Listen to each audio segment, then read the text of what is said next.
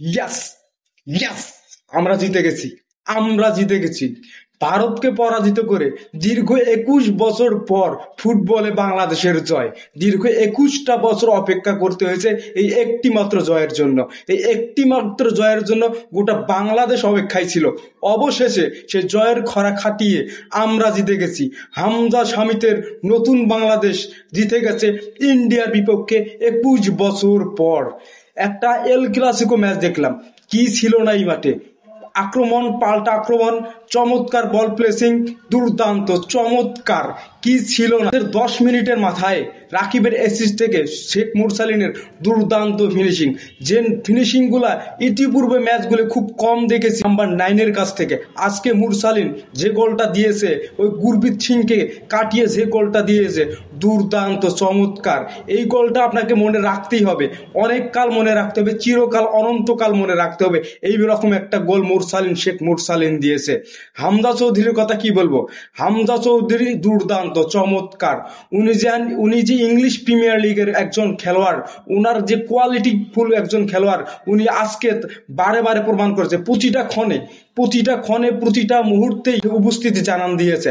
হামজা চৌধুরীর জন্য আজকে একটা সহজ গোল, মিতুল মারবা গোলপোস্ট থেকে বেরিয়ে গিয়েছিল, গোলপোস্ট পুরাই ফাঁকা। ইন্ডিয়ান ডিফেন্ডাররা তারা শট করেছিল, টার্গেট বরাবর গোল ফাঁকা ছিল। হামজা চৌধুরী সেখান থেকে দুর্দান্ত হেড করে মিতুল মারমাকে বাঁচিয়েছে, বাংলাদেশকে বাঁচিয়েছে। বাংলাদেশের পারফরমেন্স টপ নচ ছিল, একদম টপ নচ। এইরকম পারফরমেন্স যদি বাংলাদেশ ইতিপূর্বের ম্যাচগুলিতে করতে পারতো, এই টপ নচ পারফরমেন্স, যে খেলাটা আজকে এশিয়ান কাপে খেলতে পারতো। আজকে কি বলবো, প্রত্যেকটা প্লেয়ার যে যার জায়গা থেকে খুব ভালো চমৎকার ফুটবল খেলেছে।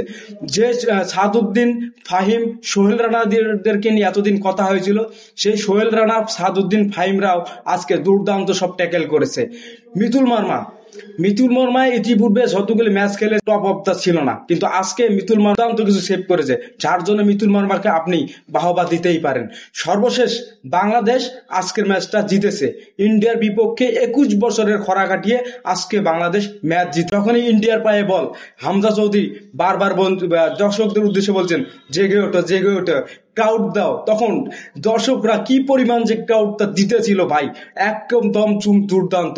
এই এনজয় গুলা যারা মাঠে ছিল তারা অনেকটা এনজয় করছে, এনজয়ফুল ছিল, মানে দুর্দান্ত। কি বলবো, আমি টিভির সামনে দেখে, টিভি সেটের সামনে দেখে যে পরিমাণ ফিল পাইছি আজকে, একদম দুর্দান্ত।